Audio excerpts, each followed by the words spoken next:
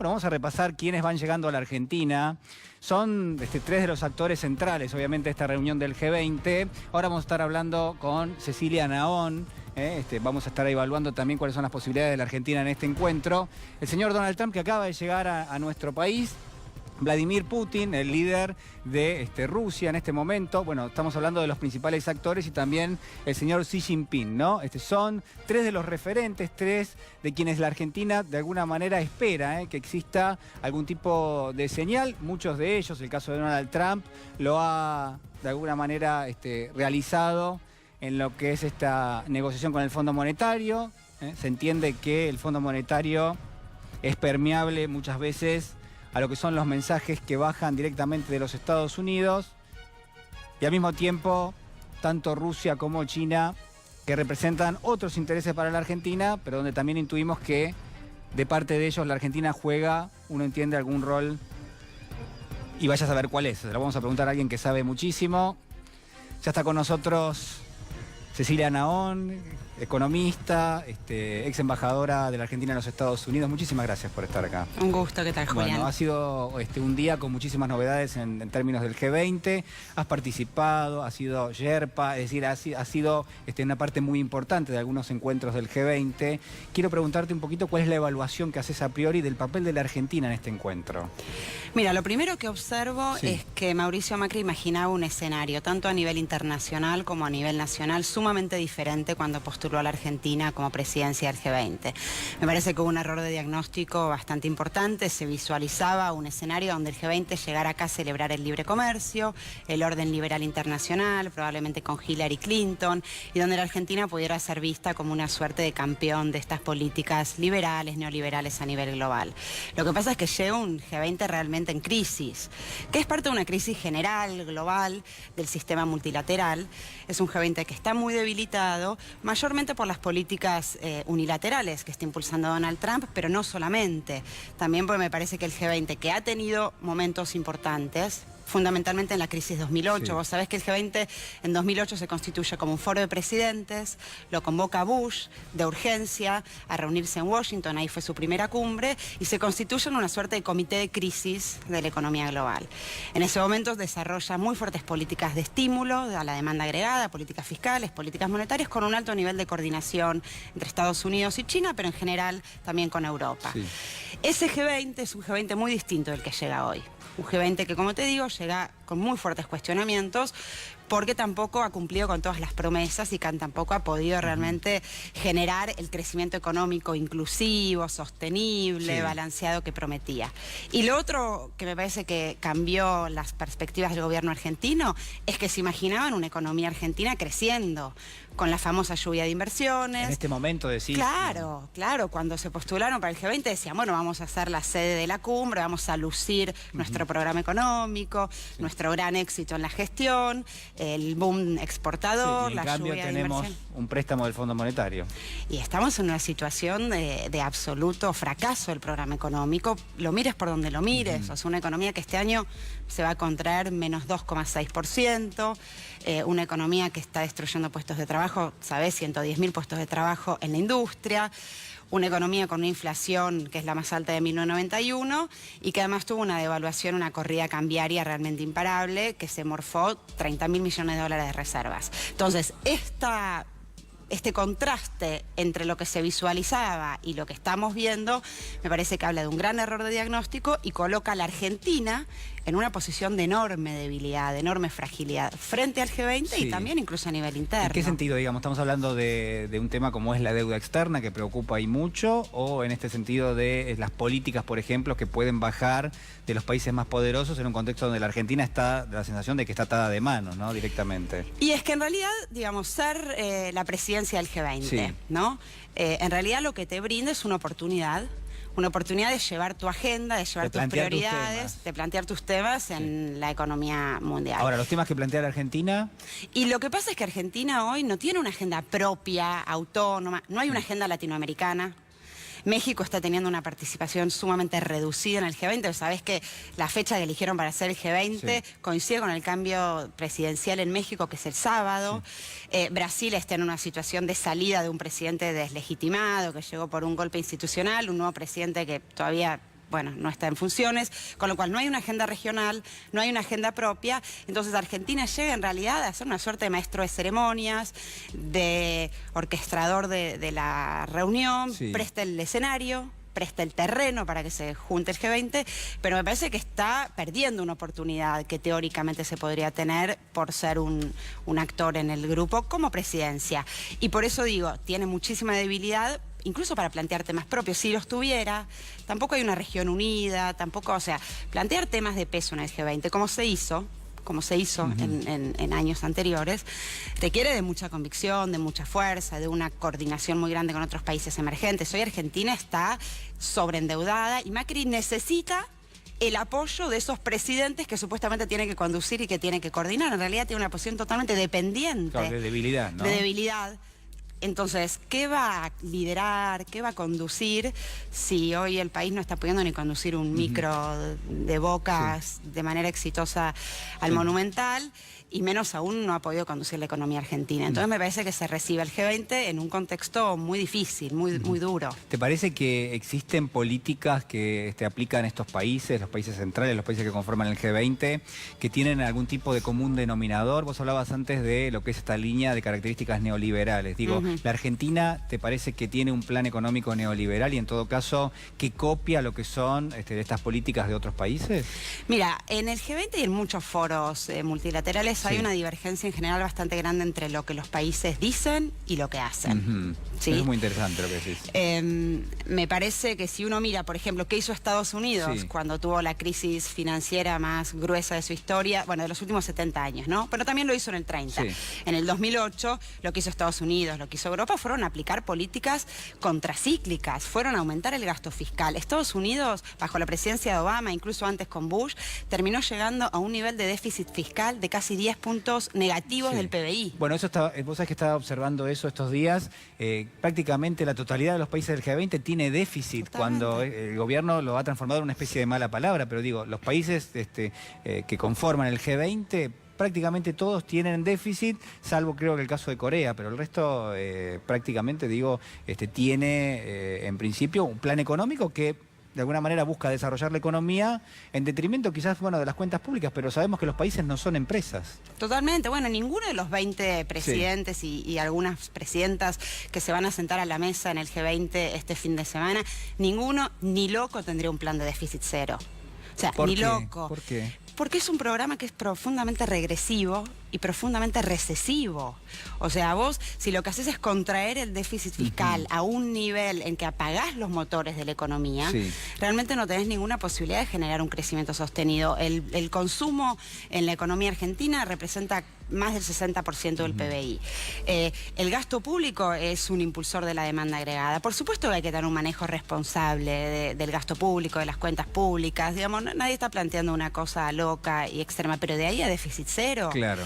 Me parece que lo que estás haciendo, lo que hizo Argentina... Es una cuestión maniquea, ¿no? Donde se plantea el déficit cero o directamente lo que es, el déficit cero y un ajuste al mismo tiempo, o en todo caso no hay medidas para desarrollar la economía. Es que lo que necesitamos hacer, que es lo que hacen los países del G20, es impulsar la demanda agregada, es impulsar el crecimiento económico de una manera sustentable a través de políticas contracíclicas. Y además, lo que también está pasando, y esto está fuertemente advertido por el Fondo Monetario Internacional, incluso en su informe de hoy, es que la economía global está en un momento de empoderamiento del sector financiero. ¿Qué quiere decir esto? Que el sector financiero, que en el 2008, todos sabemos, fue uno de los grandes responsables del estallido, que se dijo que se iba a regular, que se iba a controlar para que hubiera menos volatilidad financiera a nivel global, en realidad 10 años después, pues la primera cumbre fue justo, se cumplen 10 años, una década de G20 de líderes, es un sector financiero que está muy fuerte a nivel global.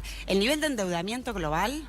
Esto es un dato que a mí me preocupa mucho. O sea, el nivel de endeudamiento global ha aumentado 74% hoy, 74% mayor hoy de lo que era en 2008. Lo que tenés entonces es una gran volatilidad financiera, un empoderamiento de los capitales financieros que generan que economías tan abiertas y vulnerables como las nuestras estén en muchísimo mayor riesgo. Y esto hoy lo advierte incluso el Fondo Monetario Internacional. Y creo que este es uno de los fracasos del G20, que lamentablemente hoy no está en la agenda.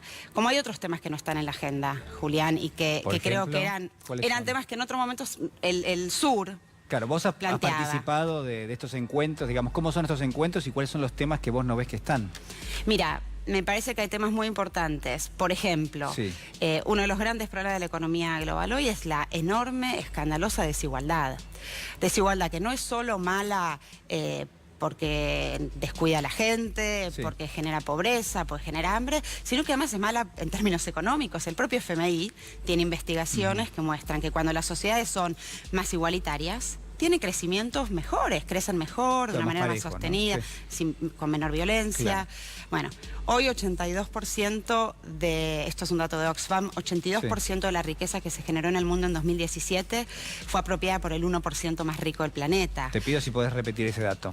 82% de la riqueza generada en el año 2017 en el mundo O sea, 8 de cada 10 dólares que generó el PBI mundial, ¿sería algo por el estilo? se apropió por el 1% más rico del planeta. O sea, esto está... Esto marca la desigualdad. Esto marca una desigualdad que además es general y que además se replica. También lo dice el FMI. Mira, el FMI tiene buenos informes con muy buenos datos. Después sus políticas son contrarias a lo que ellos mismos investigan y concluyen. Y lo que dice, por ejemplo, hoy el FMI es, en un informe que presentan siempre antes de cada Sí. cumbre, presentan como un informe de actualización de la economía global. Entonces, una cosa que dice el FMI también es que está aumentando el nivel de desigualdad a nivel global. Ya lo sabemos. ¿Qué va a hacer el G20 en función de eso? ¿Qué acciones va a tomar? Silencio. Tampoco el G20 está teniendo una agenda como debería para luchar contra las guaridas fiscales, los paraísos offshore, las plazas offshore. Este es un tema que Argentina en su momento impulsó muy fuertemente en el G20. Se sostuvieron algunos avances muy tímidos. Y la verdad que hoy, te digo otro dato que a mí me impacta mucho, siempre es un dato de la CEPAL.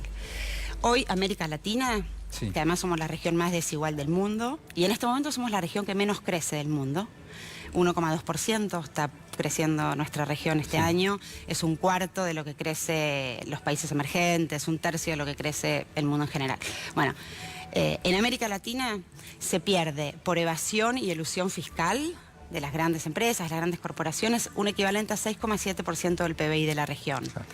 Ahí tenemos que ir Sí. para Se resolver el exporta- problema Se exporta la fiscal. riqueza y se guarda en otros países para no pagar impuestos directamente. Y eso es lo que tenemos que hacer. Si vos me decís qué reforma fiscal, qué política fiscal haría, y me parece que tenemos que tratar de recaudar más impuestos, recaudar mejor impuestos, evitar mecanismos de elusión, y eso requiere coordinación global.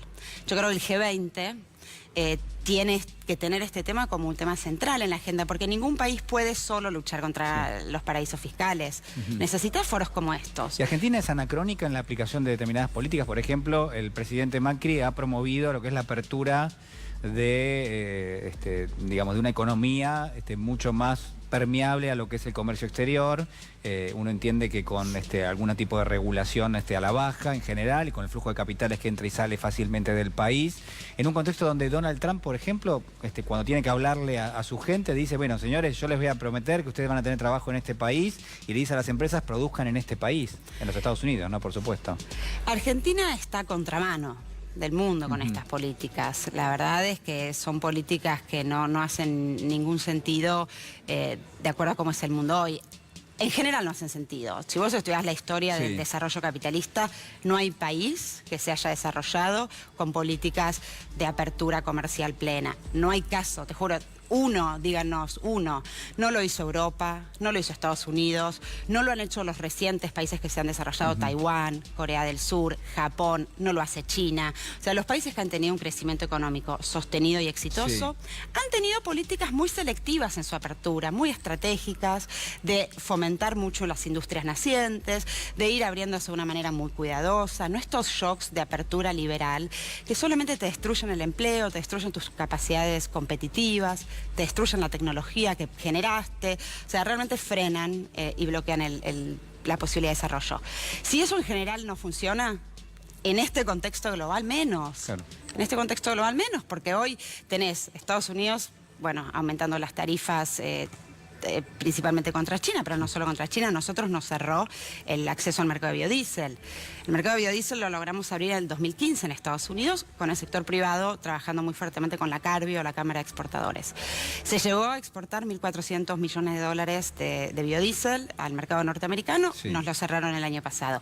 Europa Europa también está con medidas de protección muy fuertes, porque además todos los presidentes europeos, bueno, lo estamos viendo con Macron y con otros, están con unas presiones enormes de sus propios productores agropecuarios, de sus propios trabajadores, porque lo que acá me parece que hay de fondo es que la globalización, que siempre tuvo ganadores y perdedores, durante el último tiempo acumuló una cantidad de perdedores exagerada.